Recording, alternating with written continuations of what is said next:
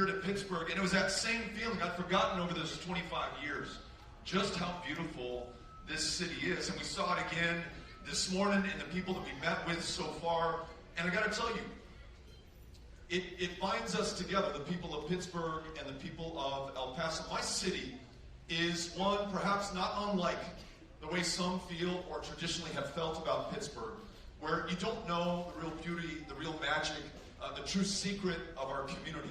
This mountain Chihuahuan desert city that is connected, not divided, by the Rio Grande River with Ciudad Juarez, Chihuahua, Mexico, forming the largest binational community in the Western Hemisphere. There are 3 million of us speaking 2 languages, who come from 2 countries, 2 histories, 2 cultures, who are joined to form something far greater and bigger than the sum of the parts or the people involved. The first night, the first date that I ever had with my wife, which was a blind date.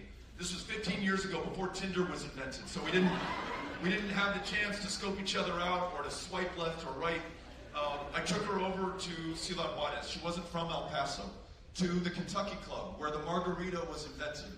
Walked down Avenida Juarez over to the Mission of Guadalupe, which has been there for 330 years, and we took in the sights and the sounds and the smells and the people dancing and just being out and living their lives. And I could see Amy getting what was so magical about El Paso and Juarez and our community to me. Maybe not unlike me coming to Pittsburgh and seeing the magic here. And 14 years later, we actually celebrated our 14th wedding anniversary yesterday. 3 kids, Ulysses and Molly and Henry, who are 12, 11, and 8 years old, all of whom are going to schools in El Paso, the same schools I went to. Schools where they're learning math today in English. Tomorrow they'll be learning math in Spanish. Their entire curriculum and education and life is dual language, making the most of that binational community, where before that might have been a mark of shame, right?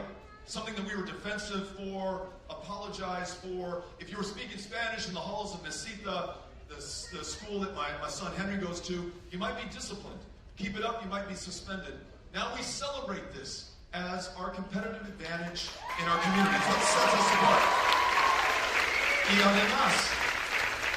Y además, our city of immigrants and asylum seekers and refugees, and the sons and daughters of immigrants and asylum seekers and refugees, is one of, if not the safest cities in the entire United States of America. So all that rhetoric about immigrants coming to invade our country, about asylum seekers, as the president called them, being animals or an infestation, predators and killers. There are children here, so I will not use the 4-letter word that comes to mind, but it's bullshit.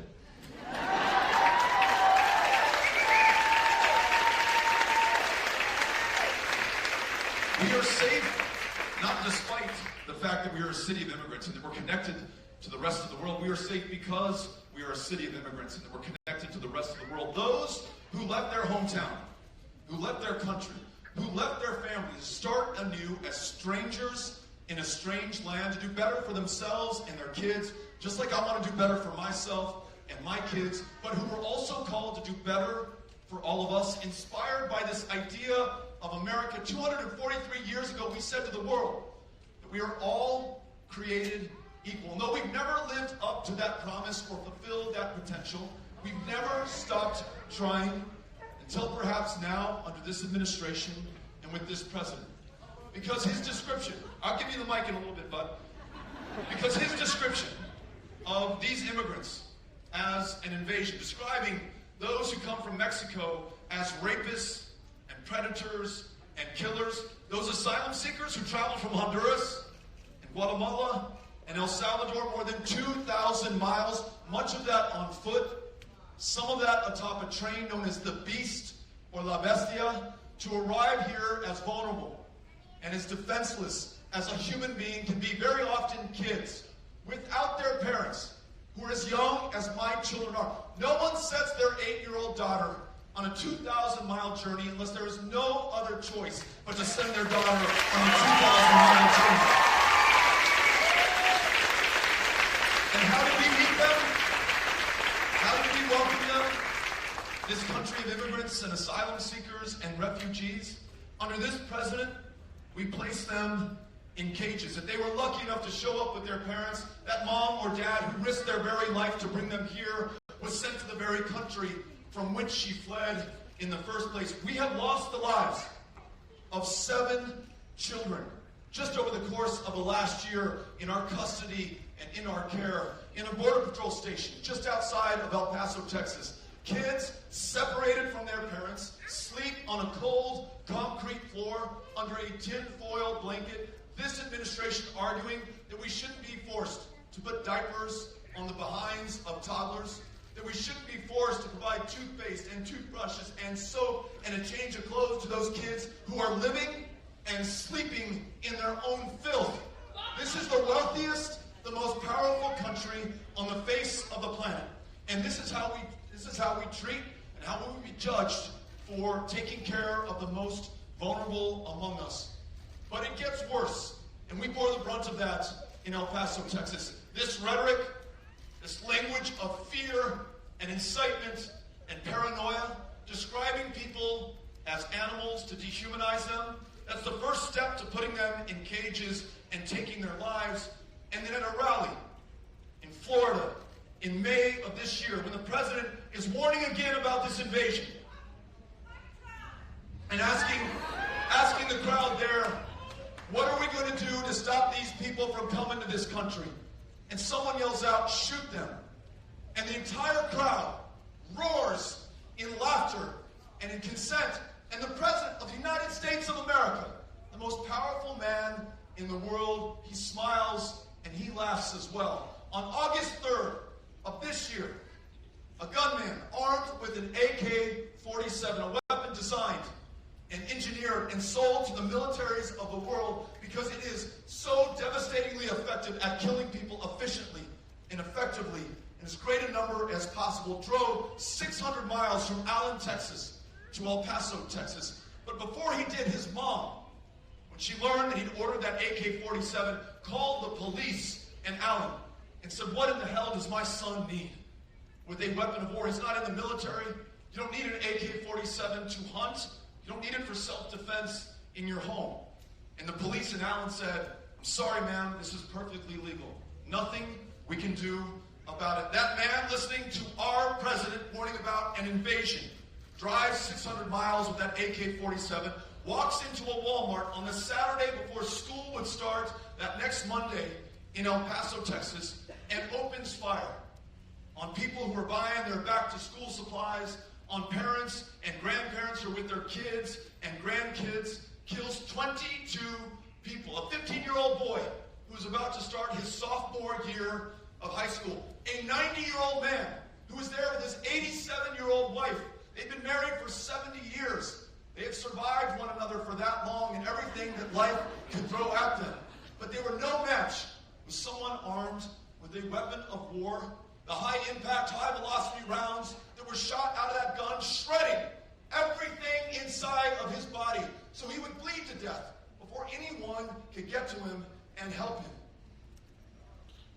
We have to draw the connections, make sure people understand the consequence and cost of this president. He does not just offend our sensibilities when he talks about immigrants in this way, when he welcomes violence out into the open and into our communities, when he talks about banning all people of one religion from the shores of a country that's comprised of all people from the planet over. The mosque in Victoria, Texas, was burned to the ground within 24 hours of him signing an executive order attempting to ban Muslim travel to the United States. When he yells out at one of his rallies that we should send her back, talking about a duly elected representative in the U.S. House of Representatives who happens to be a woman of color, the signal is sent and received when he describes Klansmen and neo-Nazis and white supremacists as very fine people. When white supremacist terror is on the rise in every community in this country, and you saw it right here on October 27th of last year in Pittsburgh, Pennsylvania, and he lifts not a finger to defend us. You understand what we are up against in this country. So yes, we must see this clearly. We must speak honestly, and we must act decisively. Here's what we do. Beyond universal background checks and red flag laws and ending the sale of weapons of war, we will mandatorily buy back every AK-47.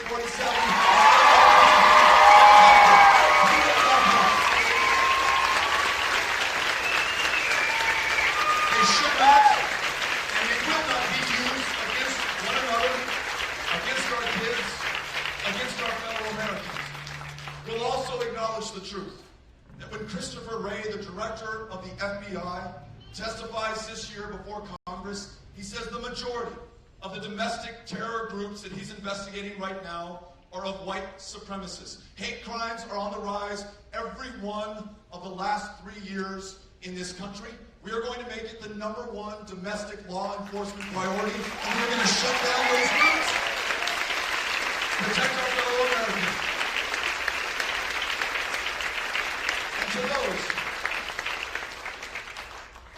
who've been marginalized or hurt or harmed by this president, we're going to lift them up. Right after El Paso, we went to Forest and Canton, Mississippi, sites of the largest single-state ICE raid in the history of this country. And those workplace ICE immigration raids are up tenfold under this administration, striking terror and terrifying those communities of immigrants who, by the way, were working in chicken processing plants, making $8.25 an hour, maybe all the way up to $11 an hour, working one of the toughest jobs in the United States of America. Nearly 700 families broken up. Not a single one of them posing any threat or violence to the United States of America, but the message unambiguously sent: you should live in fear to go to work, to take your child to school. Your kid may not know if you're going to come home at the end of the day. So the answer to that is not only defending those communities of immigrants, but rewriting our immigration laws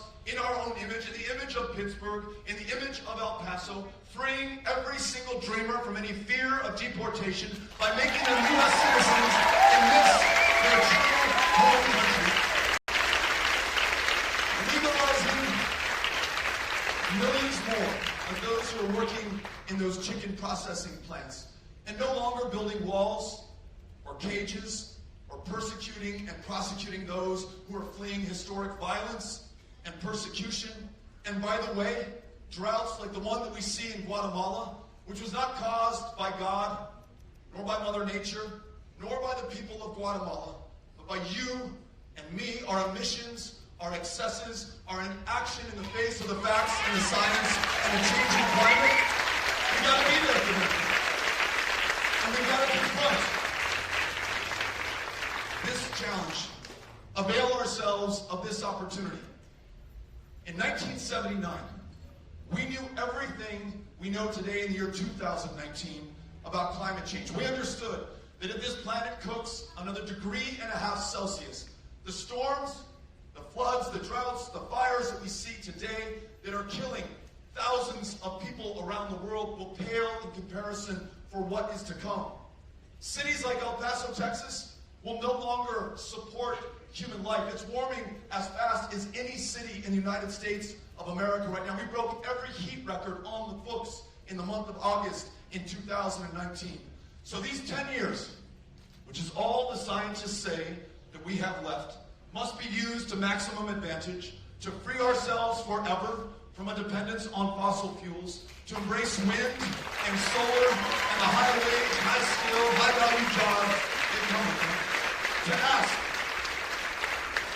or allow our rural communities and our farmers to lead the way as well, planting cover crops to pull more of that carbon out of the air and sequester it in the soil, use precision or no-till farming and regenerative agricultural practices to make sure that they are doing their part, that we're all doing our part. Given the challenge that we face, no half measures, no half steps, no half the country, not just Democrats or Republicans or independents, not just big cities, not just small towns, but all of us as Americans first before we are anything else. And only in that way will we meet this challenge and lead the world to ensure that we do not cook this planet beyond our ability to support human life and the other life around us. What do you all say? You ready for this challenge?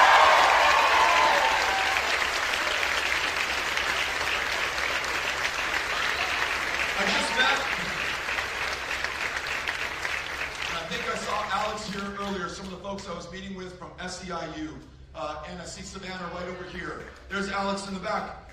We were talking about dignity and being treated with respect in the workplace and having that dignity in our lives. We were talking about this great, wealthy country, but millions looking in from the outside on that greatness, on that wealth, on that success, unable to fully participate in it. We were talking about ensuring that one job is not enough, so you don't have to work a second or a third, because we decided that a minimum wage of $15 and no less should be the minimum wage for everyone in the United States of America. We decided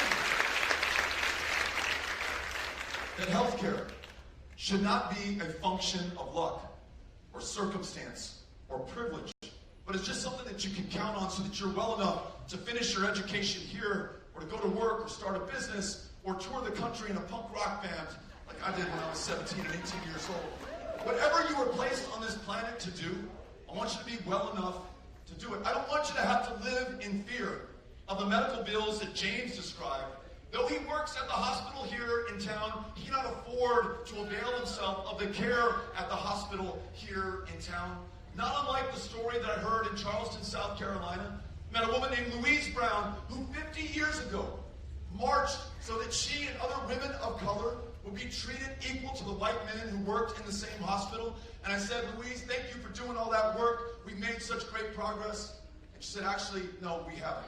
50 years later, those who work in that hospital in Charleston, just like UPMC here in Pittsburgh, are unable to afford the care that they are providing to others right now. And women, especially women of color, are making 61 cents on the dollar that a white man makes in this country. Latinas making 53 cents on the dollar. So in order to have dignity and economic justice for everyone, not only must we pay a minimum wage that is a living wage, not only must we have universal health care, that means primary health care, prescription medication health care, mental health care in this country, health care that also means that every woman makes her own decisions about her own body and has access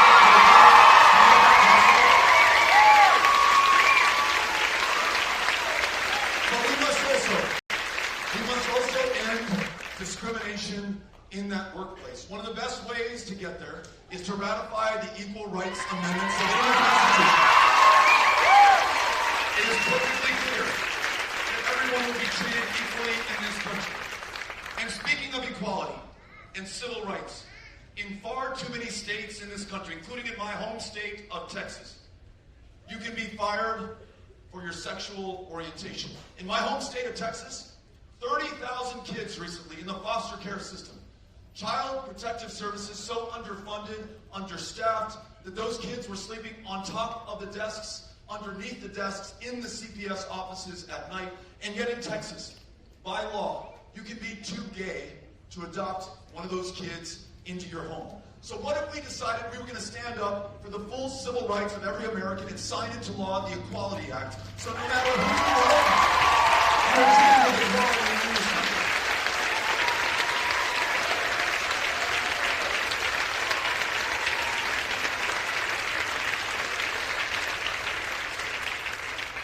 Bottom line, we want everyone in this country to rise to their full potential. As a nation, to fulfill our promise. And in order to do that, you've got to be able to live without fear. You've got to be able to live without being held down.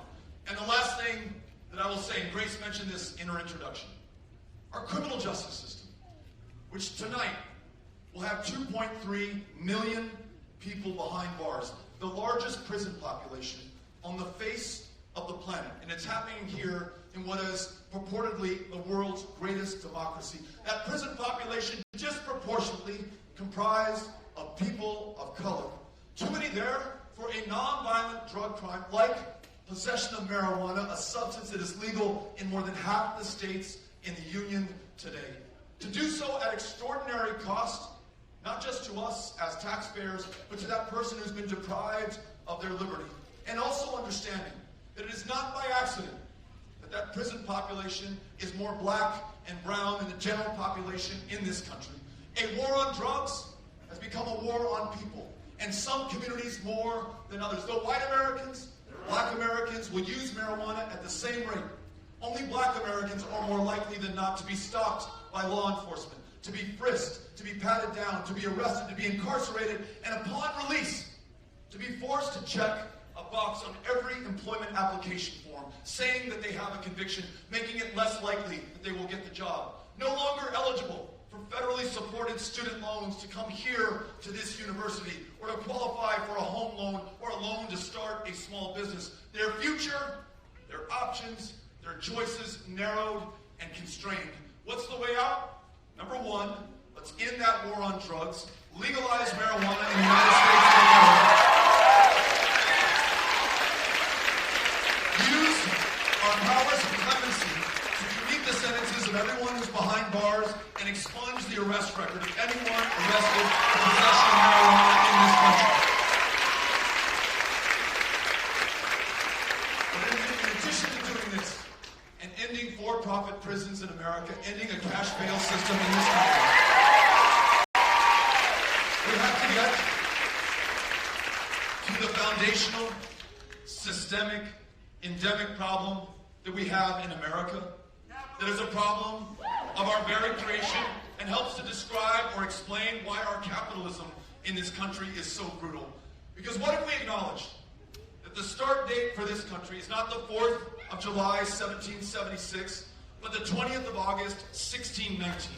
The first time someone kidnapped from West Africa was brought here against their will and as a slave in bondage, forced to create the wealth and the success and the greatness of this country literally on their backs, from which their descendants alive today in 2019 are still not able to fully participate in. 10 times the wealth in white America than there is in black America. Texas, a state that ranked 50th in voter turnout, not by accident, but because of the color of your skin, you were drawn out of a congressional district to diminish the power of your vote. In Georgia, Stacey Abrams would be the governor if it were not for racist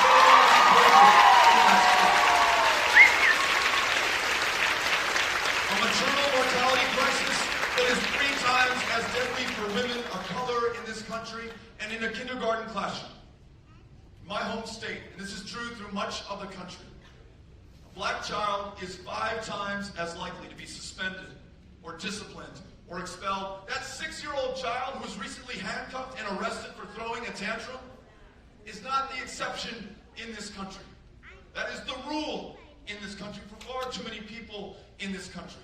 The best way to address the systemic racism that we see in this country, it is every bit a part of this country for as long as we've been a country, is to sign into law the reparations bill offered by Sheila Jackson Lee. So the full story of this country is told to everyone in this country. Only then do I believe a very divided, highly polarized America can come together, not again because we were never together in the first place, but can achieve that promise that we described to ourselves and the rest of the world back in 1776. That is why I'm here today with you in Pittsburgh. That's why I'm running to serve you as the next president of the United States of America. And that is why I'm asking for your help. If you want to be part of this campaign, join this effort. Go to our website, beto'rourke.com. We would love to have your help. This is the kind of company I want to keep. Thank you all for being here.